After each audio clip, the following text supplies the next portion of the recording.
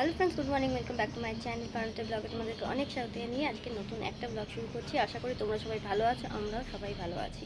তো তোমাদেরকে সাথে নিয়ে এখন থেকে ভিডিওটা শুরু করলাম। আশা করি আজকের পুরো ভিডিওটা তোমাদের ভালো লাগবে। তো এখন যাচ্ছি আমি পুজো করতে। আমি পুজোটা আগে করে আসি সকাল সকাল, তারপরে সমস্ত কাজ করব। আর প্রাণায়াম করতে আজকে আর বসা হয়নি, কালকেও বসিনি। লাস্ট 2-3 দিন ধরে বসতে পারছি না। বসার চেষ্টা করব কাল থেকে আবার, কারণ সকালবেলা পুজোটা করছি তো সকালবেলা প্রাণায়াম করতে বসা হচ্ছে না।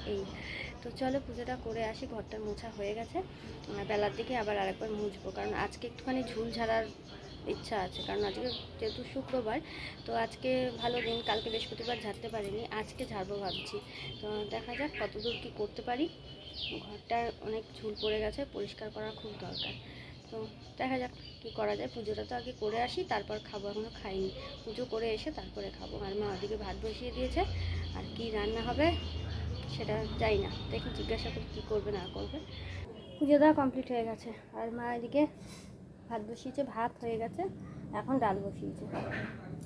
আর এখন একটুখানি খাবো, কী বলতো,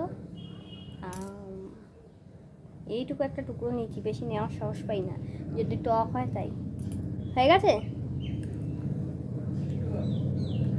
ভাত দিয়েছি, চলে আসো। টক নেই,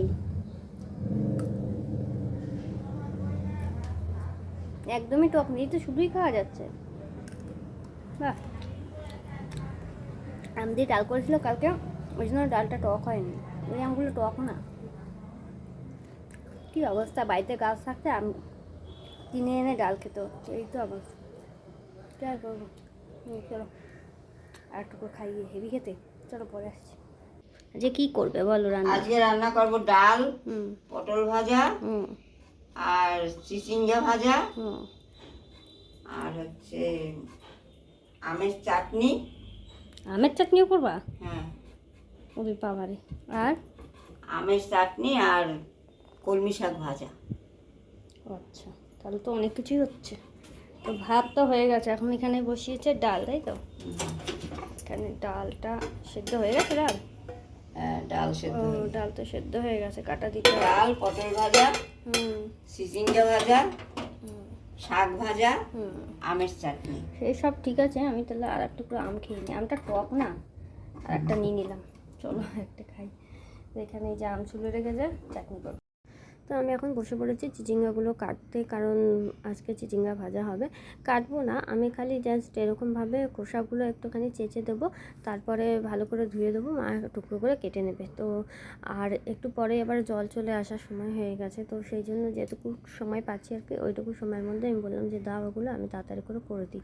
তো বেশিক্ষণ সময় লাগেনি, আর কয়েকটা বাকি ছিল, সেগুলো কমপ্লিট করতে পারিনি। তার মধ্যে জল চলে এসেছে, তারপর জল আসলে তো প্রচুর কাজ থাকে, মানে তাড়াহুড়া পড়ে যায় জল আসলে। সে কি আর বলবো, আমাদের এখানে জলের এত ডিস্টার্ব, মানে কোনো সময় টাইমে জল আসে না। জল টাইমের আগে চলে যায়, টাইমে আসে না, কিন্তু টাইম হওয়ার আগেই জল চলে যায়, নামই টাইম কল, বুঝতে পেরেছো? জলের কোনো ঠিক ঠিকানা নেই যে কখন আসবে কখন যাবে, নিজেদের মর্জি মতো। তো সেই জন্য আমার জল আসলে প্রচণ্ড নাকে বুকে হয়ে যায়। সমস্ত কিছু যত পারি জল আসলে সব ভরে রাখার চেষ্টা করি। হয়তো এমন হলো এক একদিন জলই আসলো না। যাই হোক, তারপরে দেখো এখানে চাটনিটা হয়ে গেছে। তো ওই বাটিতে আমাকে একটুখানি দিল টেস্ট করার জন্য, আর এইখানে দেখো রয়েছে বাটির মধ্যে সবার জন্য এইটা, ঠিক আছে। আর এখন জল চলে এসছে বলে আমি চলে আসলাম জল ভরার কাজে। এখানে পাইপ ঢুকিয়ে নিয়েছি, এদিকে বাটিটায় চাটনিটা নিয়ে একটুখানি টেস্ট করছি, আর সঙ্গে জলের কাজও করছি। তো একদিকে খাচ্ছি আর একদিকে জল ভরছি। তো জল এরমভাবেই আমাদের পাইপ দিয়ে সব ভরতে হয়, মানে রান্নাঘরে যা কাজ করি সব জল এরকমভাবে পাইপ দিয়ে দিয়েই ভরতে হয়। আর তাছাড়া এইদিকে মা রান্না করছে, আর বাসনগুলো যেগুলো বেরিয়েছে সকালবেলায় খাওয়া হয়েছে, সেই বাসনগুলো সব একবারে ধুয়ে ফেলবো, ঠিক আছে। এইখানে একবারে সব বাসনগুলো ধুয়ে ফেলবো, কারণ তোমরা জানোই যে আমি কলপাড়ে গিয়ে বাসন এখন আর ধুই না। তো বৃষ্টি হওয়ার পর থেকে তারপর আর কলপাড়ে যাই না, বেশিরভাগ টাইমটাই কিন্তু এইখানেই ধুই, বিশেষ করে সকালবেলার দিকটা। তো যতটা পারি ঘরের মধ্যেই ধুয়ে নেওয়ার চেষ্টা করি। আর কলপারে খুব মশা টশা থাকে, ওই ভয়ে আরও যাই না, যদি ডেঙ্গু ফেঙ্গু হয়, চারিপাশে তো প্রচুর ডেঙ্গু ফেঙ্গু হচ্ছে, তো সেই জন্য আর কি ভয়ে মশার কামড় খেতে যাওয়ার দরকার নেই, এখানেই করি, এই হচ্ছে ব্যাপার। তো চলো এই কাজগুলো করে নিয়ে তারপর চলে যাব আমি ঝুল পরিষ্কার করতে। এদিকে দেখো আমি ঝুল ঝাড়তে চলে এসেছি, আর মা কিন্তু চারিপাশে সমস্ত কিছু ভালো করে ঢেকে ঢেকে দিয়েছে, কারণ যত কিছু আলগা থাকবে ততই কিন্তু সেগুলো পরে আবার ধোয়া মোছা সব কিছু করতে হবে। তো তাই জন্য ঝুল ঝাড়ার আগে চেষ্টা করি যতগুলো যা জিনিস আলগা আছে সেগুলোকে ঢেকে দেওয়ার, বা ঘরে যে জিনিসপত্রগুলো আছে সেগুলো সরিয়ে অন্য ঘরে রেখে ঘরটাকে একটু খালি করে নেওয়ার, তাহলে নিজেদেরই কাজ করতে কিন্তু অনেকটাই সুবিধা হয়। তো এইখানে দেখো টিভিটাকেও ঢেকে দিয়েছি, আলনাটাকেও ঢেকে দিয়েছি, আর এদিকে বিছানায় চাদরটা এটা তুলে দেবো বলে এটা পাতা রয়েছে, আর এখানে দেখো ওড়না দিয়ে একটা মশারিটা ঝোলানো ছিল, মশারিটাকেও ঢেকে দিয়েছি আর কি। তারপরে এখন ঝুল ঝাড়াটা কমপ্লিট হয়ে গেছে। তারপর দেখো এখন আমি একটুখানি ফ্যানটাকে মুছে নিচ্ছি, আর তোমাদের দাদাভাইকে বললাম আমার হাত তো নোংরা পাচ্ছি না ক্যামেরা সেট করতে, তুমি একটুখানি ভিডিও শ্যুট করে দাও। ও যাচ্ছিলো স্নান করতে, তারপরে আবার মাঝখানে একটুখানি ভিডিও করে দিল, তারপর গেছে স্নান করতে। আর ঝুল ঝাড়া হয়ে গেলে তারপর তো প্রচুর কাজ থাকে জানো, এই চাদর ফাদর পাল্টাতে হবে, তারপরে সমস্ত কিছু মুছতে হবে, মানে এই খাটের স্ট্যান্ড, তারপরে এই দড়িগুলো যেগুলো রয়েছে ঘরে যেখানে জামা কাপড় দিই সেগুলো মোছা, টিভি মোছা, অনেক কাজ। যাই হোক, তো সব করলাম, করে স্নান করে আসলাম, আর পুজো তো আগেই হয়ে গেছিলো, একটা নিশ্চিন্ত।